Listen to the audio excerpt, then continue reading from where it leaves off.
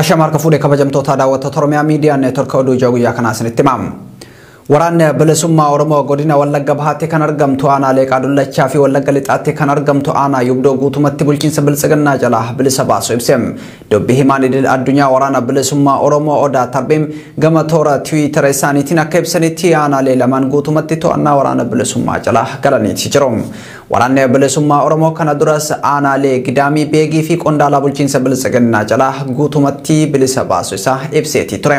Dhimma aanaalee waraanni bilisummaa Oromoo guutumatti bilisomsuu ibse kanneen ilaalchisuun sirna Biltsiginnaa waan jedhe hin qabu. Oduudhuma walqabateen waraanni bilisummaa Oromoo zoonii lixaa fi giddugaleessaatti lola humnoota Biltsiginnaa waliin guyyoota darban keessaa adeemseen olaantummaa argachuu ibse. Shawaa kaabaa aanaalee akka Hindhaaboo Abootee Daagamii fi Kuyyuu keessatti lola 18 bara 2021 adeemsifameen loltoota sirna Biltsiginnaa 81 ajjeesuu 48 madeessuu fi inspektaroota 2 dabalatee namoota 5 booji'uu ibseeti jira.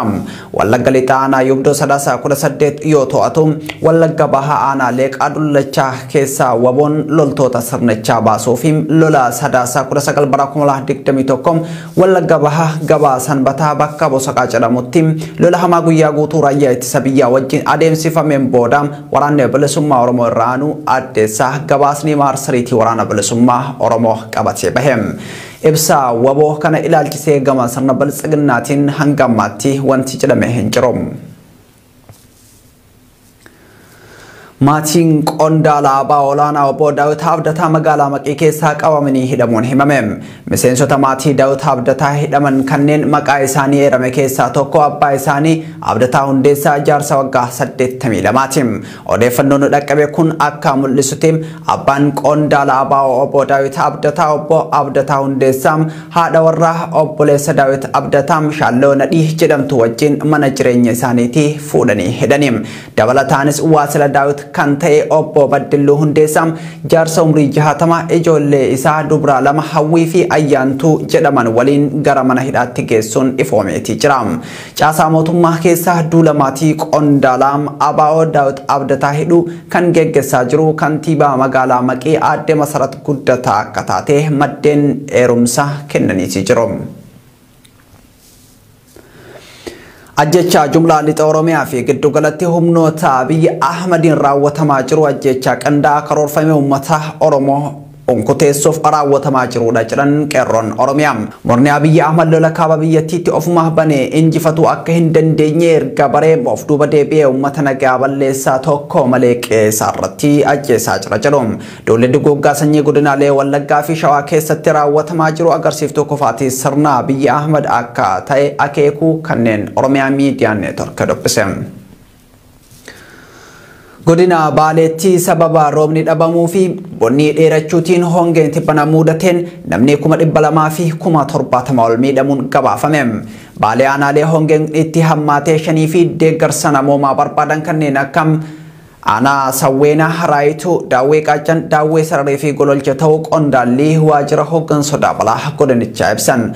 Sababa jijjiirama qilleensaatiin kutaalee Oromiyaa kanneen akka Baalee, Boorana, Gujii, Harargee Bahaa fi Lixaa akkasumas aanaa Faantaallee keessatti hongeen lubbuu beeyladoota 60 gaaga'uun hawaasa balaa beelaa irra buuseeti jira. Godina Shawaa Lixaa aanaa Midaaqanyitti humnoonni tika Biltsiginnaa namoota nagaa mana hidhaarraa baasanii ajjeesuun himame. Barattoonni 3 aanaa Midaaqanyi mana barumsaa Cuqqaallaa Wangeem jedhamu irraa waraana bilisummaa Oromoo wajjin hidhata qabdu jechuun hidhamanii turani.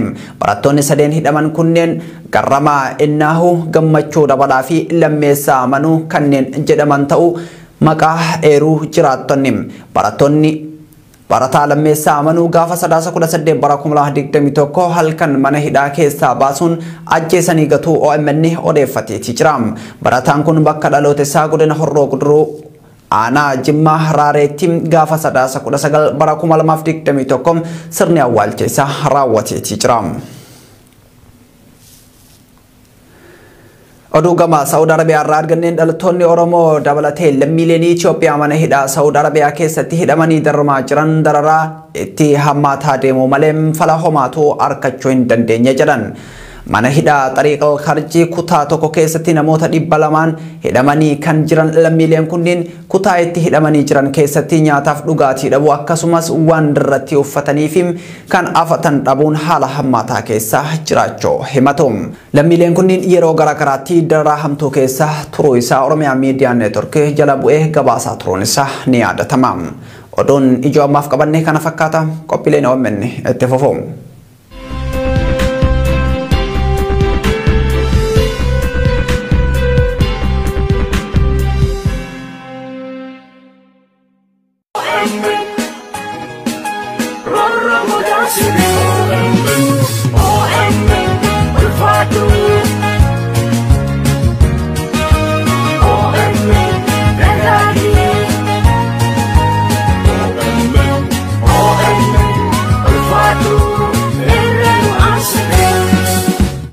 Hawaasa Oromoo kutaa Oregon magaalaa Portland fi naannoo ishee jiraatan maraaf. Hawaasni Oromoo magaalaa Portland jiraatu koree qindeessituu deeggarsa uummataa OMN waliin ta'uun sadaasa 27 bara 2021 akka waaree booda sa'aatii 3 irraa eegalanii sagantaa tumsa OMN fi marii hawaasaa qopheessuun isin affeeranii jiru.